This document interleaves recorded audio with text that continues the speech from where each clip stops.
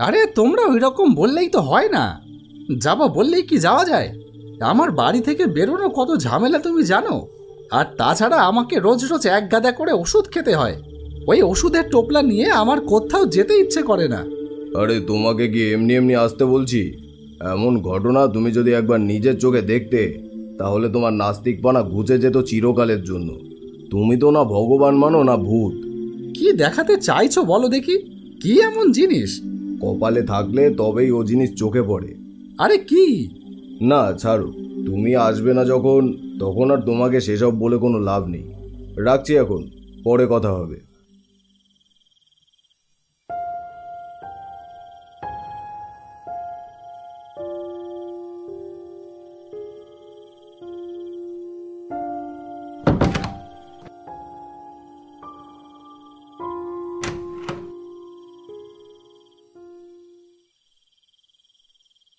ও তুই এসে গেছিস? আজ এত তাড়াতাড়ি চলে এলি যে? হ্যাঁ, আজ একটু চাপ কম ছিল অফিসে। কে ফোন করেছিল বাবা? আরে তোর মামা। আচ্ছা, তা কি বলছে? বলছে আমাকে একবার তোর মামা বাড়ি যেতে, ওখানে নাকি কি দেখা যাচ্ছে, আমার নাকি দেখাটা দরকার। আচ্ছা, তা চলে যাও, ভালো তো। আরে ধুর, আমার যাওয়া হয় বুঝিস না? হ্যাঁ বুঝি, তোমার যত কুড়েমি, বাড়ির চৌহদ্দি ছেড়ে তুমি নড়তেই যাও না কোথাও। তুই চলে যা না। আমি? হ্যাঁ, তোরও তো যাওয়া হয় না অনেকদিন কোথাও, শুধু অফিস আর বাড়ি। গেলে চলে যা, কাল তো শনিবার, তোর অফিস তো আবার সেই সোমবার। গেলে যা, দুদিনের জন্য ঘুরে আয়। হ্যাঁ, এসে যেতেই পারি, কিন্তু কি দেখা যাচ্ছে? বহুরূপী প্রেত। হ্যাঁ, সেটা আবার কি? সে তোর মামাই জানে। ওখানে নাকি সারা গ্রাম ভয়ে কাঠ হয়ে আছে। অন্ধকার নামলে কেউ নাকি আর বাড়ির বাইরে বেরোয় না। রাতে খুব দরকার হলে নাকি সবাই দল বেঁধে বেরোয়। সেই প্রেত নাকি যে কোনো মানুষের রূপ ধারণ করতে পারে। রাতের বেলা যে বাড়িতে ছদ্মবেশে হানা দেয়, সেই বাড়ির নাকি একজনের প্রাণ নিয়ে তবে ফেরে। বাবা, তাই নাকি? তা তুমি এসব বিশ্বাস করলে? আরে ধুর, তোর মামা ওই সব গাঁজাকুড়ি ঢপ দিয়ে আমাকে টেনে নিয়ে যাওয়ার মতলব আসছে, বুঝিস না? আমারও তাই মনে হয়। তবে তুমি একবার যেতে পারো, কিন্তু তোমারও তো তাহিরপুর যাওয়া হয় না অনেক বছর। ধুস, আসলে এখন আর ভালো লাগে না রে। সেই আগের মতন পরিবেশটা আর নেই। তোর দাদু দিদা বেঁচে ছিল, তোর ভাইটা ছোট ছিল, তখন কি যাইনি?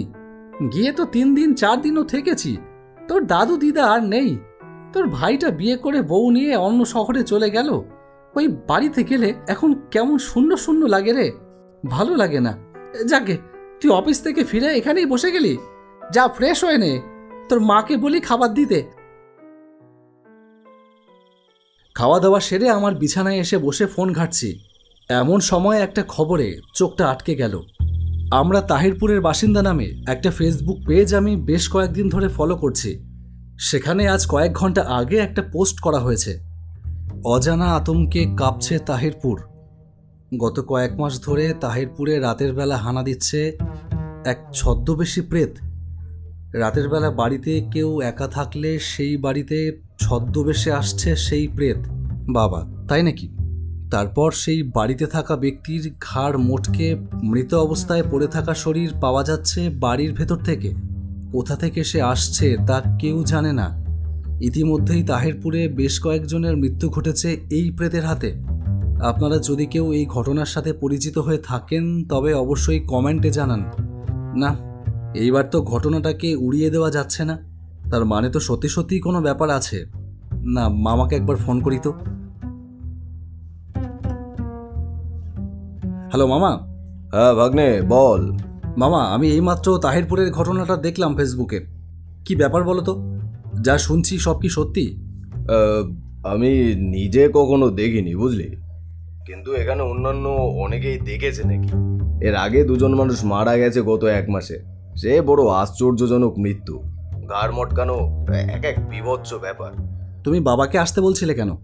সে তো তোর বাবাকে এমনি আসতে বলছিলাম, অনেকদিন আসে না, আর তোর বাবা তো এসব বিশ্বাস করে না। মামা, আমার ব্যাপারটা বেশ ইন্টারেস্টিং লাগছে, ভাবছি আমি একবার যাব কিনা। আসলে আয়, ঘুরে যা। তুইও তো মামার বাড়ি আসিস না কতদিন হয়ে গেল। ঠিক আছে, আমি কাল যাচ্ছি তাহলে। আচ্ছা, আয়।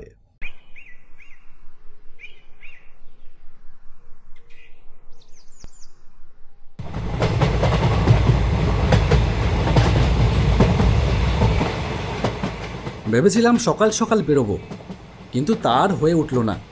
ছুটির দিনগুলোতেই যেন বেশি করে কাজ পড়ে যায়। সেই সব টুকিটাকি কাজ মেটাতে মেটাতে বেশি দেরি হয়ে গেল। দুপুরে খাওয়া দাওয়া শেষ করে বেরোতে বেরোতে সেই বিকেলই হয়ে গেল। বনগাঁ থেকে ট্রেন ধরে রানাঘাট, তারপর সেখান থেকে ট্রেন পাল্টে তাহিরপুর। এই লাইনে আবার ট্রেনের ভীষণ গোলযোগ। একটা ট্রেন মিস করলে 1-1.5 ঘন্টা ট্রেনের জন্য বসে থেকে কাটাতে হয়। তার কপালে ঠিক তেমনই এক দুর্ভোগ যেন লেখা ছিল আজ। রানাঘাটে নেমে একটুর জন্য কৃষ্ণনগর লোকালটা মিস করলাম।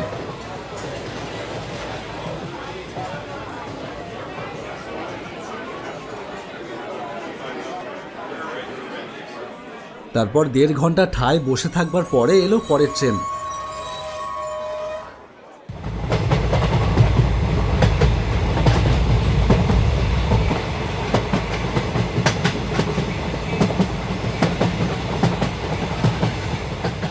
সেটা থেকে যখন তাহিরপুর স্টেশনে নামলাম তখন সন্ধ্যা ঘনিয়ে রাত নেমেছে। কিন্তু এ কি, স্টেশনের হাল এমন মড়মড় কেন? লোকজন নেই। হল্ট স্টেশন হলেও আগে তো বেশ জমজমাট থাকতো। আমি আর আমার মামাতো ভাই আরও 2-1 জন পাড়ার ছেলে মিলে স্টেশনে এসে আড্ডা দিতাম সন্ধ্যাবেলায়। কিন্তু এখন এ কি অবস্থা? লোকজন সব কোথায়?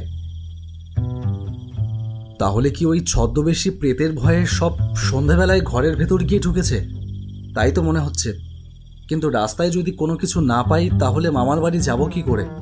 এখান থেকে দূর বেশি না হলেও হেঁটে যাবার তেমন কোনো ইচ্ছে নেই। দেখি রাস্তায় উঠে।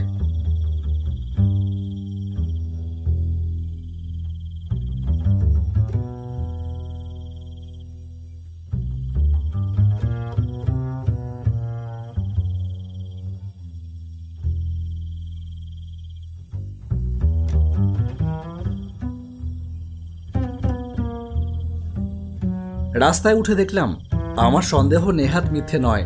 রাস্তাঘাট খা খা করছে। হুঁশাস করে 2-1টা বড় গাড়ি বেরিয়ে যাচ্ছে মাঝে মাঝে। সেগুলো অন্য জায়গার গাড়ি। লোকাল কোনো টোটো বা অটোর কোনো খবর নেই। এদিকে ওদিকে তাকাতেই হঠাৎ দেখতে পেলাম একটা টোটো এই দিকেই আসছে। হাত দেখিয়ে তাকে দাঁড় করালাম। কোথায় যাবেন? এ ব্লক 16 নম্বর রাস্তা। যাব, উঠে আসুন।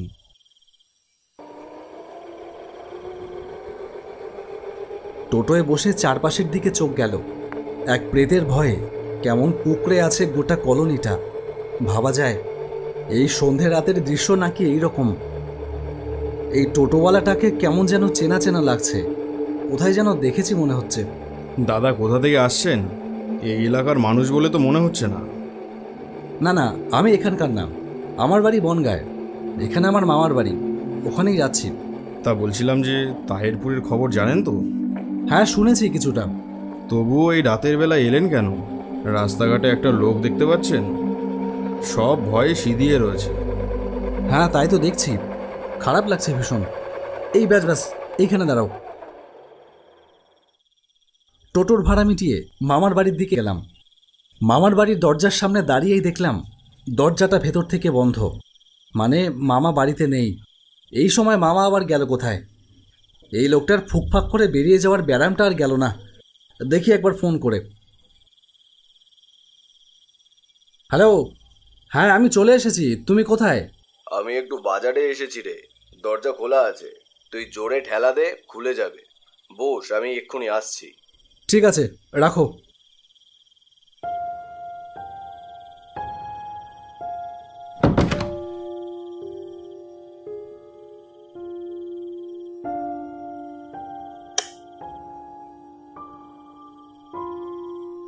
এই রে, লোডশেডিং হয়ে গেল। চোখের সামনে টেবিলে একটা মোমবাতি আর দেশলাই রয়েছে দেখলাম। প্রায় 3 বছর পরে এলাম মামার বাড়িতে। মামি কদিনের জন্য তীর্থে গিয়েছে, তাই বাড়িটা ফাঁকা। এই বাড়িটা আগে কত জমজমাট থাকতো। দাদু ছিল, দিদা ছিল, ভাই ছিল, আর একজন আসতো মাঝে মাঝে। তার কথা আর নাই বা বললাম। ভাগ্নে, দরজা খোল। মামা এসে গেছে? হ্যাঁ খুলছি, দাঁড়াও।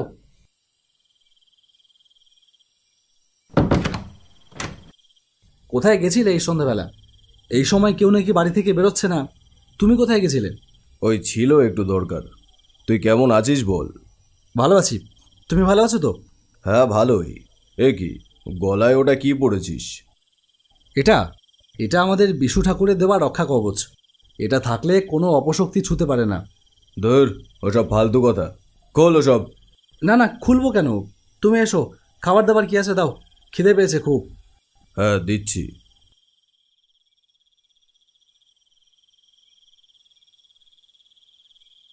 নে তাহলে শুয়ে পড়, আর বেশি রাত করিস না। সে কি,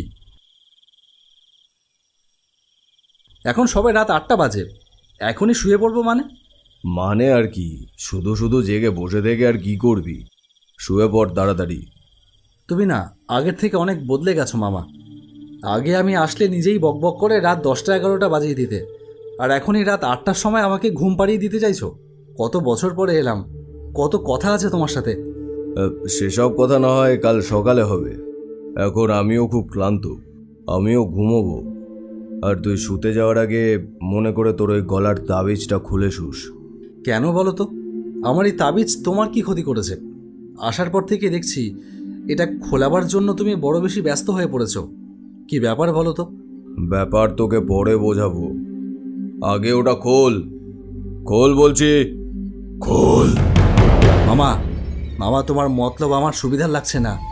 তুমি তো এরকম করার মানুষ না। এই এই তুমি কে বলো তো?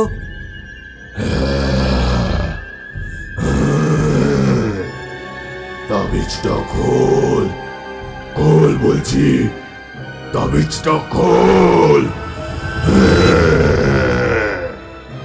দেখলাম মামার শরীরটা ধীরে ধীরে অন্য এক শরীরে পরিণত হচ্ছে। এবার সেটা যে শরীরের আকার নিল, তা যে দেখব তা কোনোদিন দুঃস্বপ্নেও কল্পনা করিনি। নরকের দরজা খুলে যেন বেরিয়ে এসেছে এক নারকীয় প্রেত। তার গর্জনে ফেটে পড়ছে সারাটা ঘর। হৃদস্পন্দন তখন 3 গুণ বেড়ে গেছে। বোধহয় এক্ষুনি হৃদযন্ত্র বিকল হয়ে যাবে। স্নায়ু দুর্বল হয়ে আসছে। তাবিজটা খোল, তাবিজটা খোল।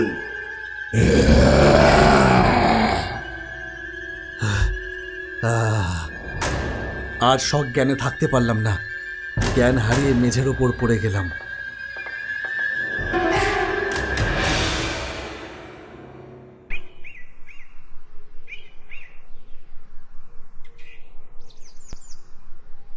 ভাগ্নে, এ ভাগ্নে, ওড ওড, চোখ খোল দেখি।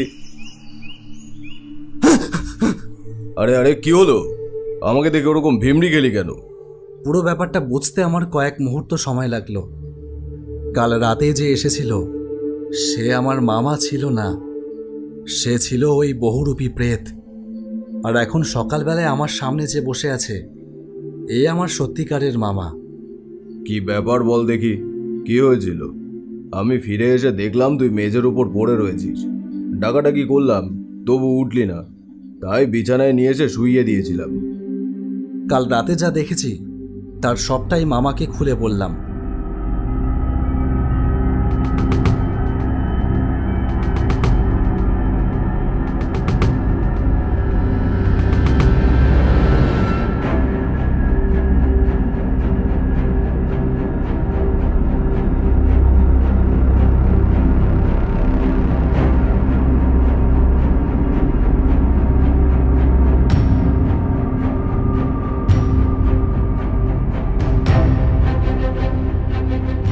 সব শুনে মামা বলল, সর্বনাশ, মারাত্মক ফাড়া গেছে তাহলে কাল তোর ওপর দিয়ে।